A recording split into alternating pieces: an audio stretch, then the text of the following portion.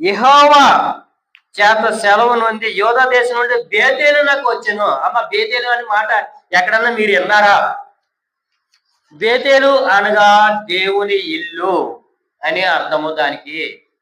చూడు, మన ఆది కాండంలో మనం చూసుకున్నాం, అబ్రహాం నుండి ఆ మాట మనం వింటాం. ఇక్కడ చూసుకుంటే బేతేలు అనగా ఒక పట్టణము, అంటే ఒక పట్టణము, పట్టణము కానీ పట్టణంలో ఒక పల్లెటూరు.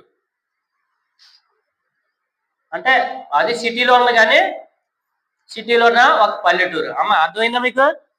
రాజమండ్రి అంతా సిటీ, కానీ పక్కన చిన్న ఊర్లు ఉంటాయి, కాతేరు ఇలాగ ఉన్నాయి కదా. అలాగే ఈ ఊరు కూడా పట్టణమే, కానీ అందులో ఒక చిన్న గ్రామం అని మనం చెప్పుకోవచ్చు. ఇది యెరూషలేమునకు ఉత్తరంగా 12 మైళ్ళ దూరంలో ఉంది.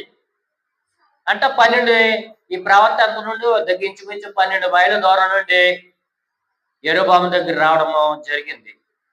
దేవుని యొక్క సందేశం అనుకోండి. ఏంటి సందేశము అని చెప్తే మనం ఇంకా ముందరకు వెళ్ళొచ్చు. ఇది బేతేలు అనేది పూర్వకాలం నుండి పూజలు ఎక్కువగా జరిగే ప్రదేశం. అంటే ఇక్కడ ప్రసిద్ధి చెందిన ప్రదేశం ఇది.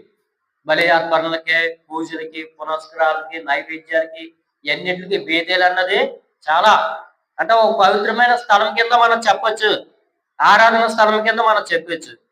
కానీ బేతేలుకి అసలు పేరు ఏంటంటే లూజు అని మనం చెప్పుకోవచ్చు. చూడండి, న్యాయాధిపతులు 1వ అధ్యాయము 23వ మనం చదువుకుంటే అక్కడ ఆ పేరు మనకి తేటగా కనపడుతుంది. విషయం ఏంట, 28వ అధ్యాయము 11 నుండి 19 వరకు చదువుకుంటే ఇక్కడ కూడా ఆ పేరు గురించి, బేతేలు గురించి రాయబడింది. 19వ వచనం చూసుకుంటే అతడు ఆ స్థలమునకు బేతేలు అని పేరు పెట్టాడు. ఎవరు పెట్టాడంటే యాకోబు ఒక కల కన్నాడు.